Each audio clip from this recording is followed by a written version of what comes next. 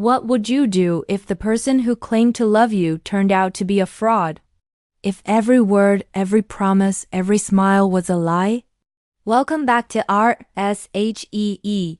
Today, we read diving into a Reddit post from a user who exposed a manipulative liar and ruined his life. I can't wait to hear your thoughts on this one. As always, our original poster, wins no points today for a good reason you'll find out soon. Our malicious compliance is worth 3 points, and revenge is worth 4. So please put your votes in the comments down below. And let's get right into it. This happened a few years ago. I was getting a divorce and I was drained. I felt completely numb. I barely held it together for the sake of my daughter. I felt hopeless and I was losing my grip on reality. I was a ball of anxiety and sadness. I was staying at my aunt's place. She was away for the weekend and I had my daughter with me. That week, I was feeling pretty low and needed a friend. Then I got a call from a guy I knew from work, Dan. We had worked together a few years back and he'd always been very nice to me. So I decided to meet him at a pub. Dan was there waiting for me when I arrived. He immediately apologized for not being able to come to my aunt's place as I asked, but he was swamped with work, yada yada yada. We talked for hours over drinks, and he seemed genuinely concerned about me. I was explaining to him about all my problems, and he was nodding along, promising to support me. At the end of the evening, he walked me home and promised to be there for me. The next few weeks were a blur. Don kept calling me, sending me flowers, and helping me with the kids. He was an angel sent from heaven, or so I thought. He'd visit my daughter and I at my aunt's place, play with her, cook dinner and clean up afterwards. He even helped me sort out some paperwork. He told me he was going through a divorce too, and that's why he understood exactly what I was going through. He confided in me that his ex-wife was using him to get green card, but he finally caught her cheating and was taking her to court. I was falling for him. Hard. He was attentive, supportive, funny, and handsome. I thought he was the answer to my prayers. He was my rock during the storm and I loved him for it. Then he dropped a bombshell. He told me he wanted us to move in together. My aunt came back from her trip earlier than expected. So Dan and I had to hide in his car. He proposed that we should move in together and start a new life. He was the one who would take care of me and my daughter, and we could be a real family. I couldn't believe my ears.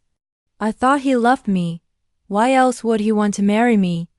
But Dan explained that he just wanted to make sure I was okay. He told me he needed to know if I truly loved him, or if I was just going through a messy divorce and didn't know what I was doing. He wanted to be sure, so I did the only thing I could think of. I agreed. My aunt was furious when she found out about Dan and me. She kicked me and my daughter out of her house. And Dan offered to let us stay with him until we could figure things out. I thought he was wonderful. I told him I loved him and thanked him for everything he had done. He smiled and kissed me. Then he told me I shouldn't rush things, but he believed we were meant to be. I thought I had found my happy ending. Little did I know it was just the beginning of my nightmare. For the first few weeks, Dan was attentive and loving. He helped me with the house chores, took care of my daughter, and listened to me vent about my problems. He even stood up to my mother when she tried to criticize my choices. I thought I had won the lottery, but then the pattern started. He'd become distant and cold. He started working late hours and stopped answering my calls. When he finally came home, he was defensive and irritated. I felt rejected and confused. But he always managed to win me back with grand gestures. Flowers, expensive gifts, promises to change. And then the cycle repeated itself again. He was distant and cold. I hated it. But I loved him and wanted to make it work. So I accepted his apologies and hoped for the best. One day, while Dan was at work, I received a call from a woman. She introduced herself as Dan's sister and asked me if I knew where he was. I told her he was at work and she thanked me for helping him. That puzzled me. I asked her if everything was all right, but she hung up before I could get an answer. A few days later, Dan and I were having dinner when his phone rang. It was his sister again. He listened for a moment and then hung up. I asked him what she wanted, but he just shrugged and changed the subject. I felt ignored and angry. So I decided to confront him. He tried to calm me down, but I insisted on the truth, and then he snapped. He told me to mind my own business and accused me of being jealous. I was shocked. He never raised his voice at me before. And it scared me. I started crying and he stormed out of the door.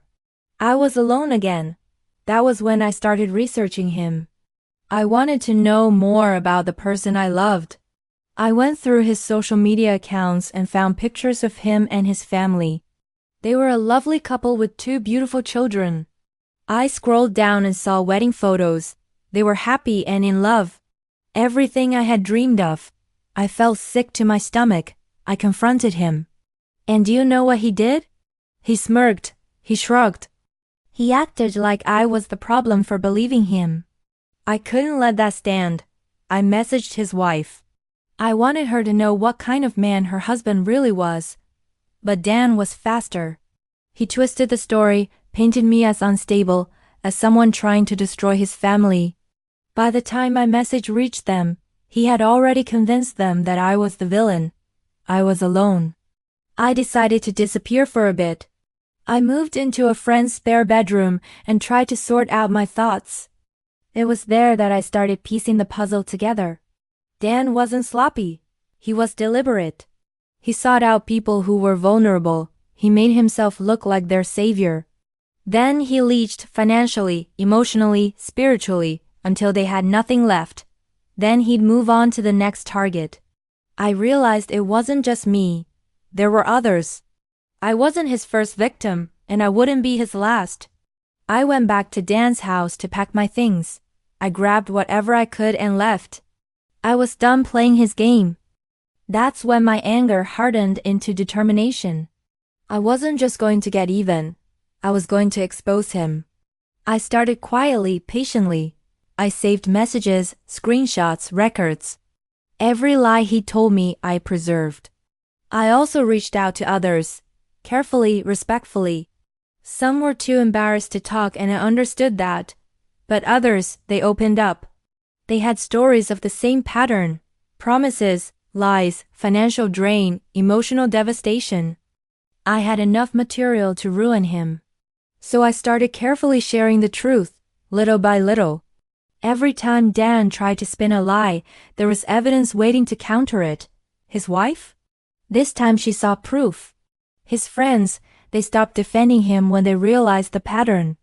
His reputation, it began to collapse under the weight of his own deception. Dan still thought he was in control, that he could laugh off my attempts like before. But one by one the people in his life stopped listening, stopped believing, stopped standing by him. In the end, Dan lost everything, his wife, his friends, his job, his dignity. And I never saw him again. But sometimes when I think about it, I wonder if he learned his lesson. Or if he's out there preying on someone new, weaving his web of lies. Thank you so much for watching. If you liked this RSHEE episode, please don't forget to leave us a comment down below. Let us know what you thought of this story. Your feedback means the absolute world to us. And if you haven't already, please consider subscribing. It's totally free and you can always change your mind later.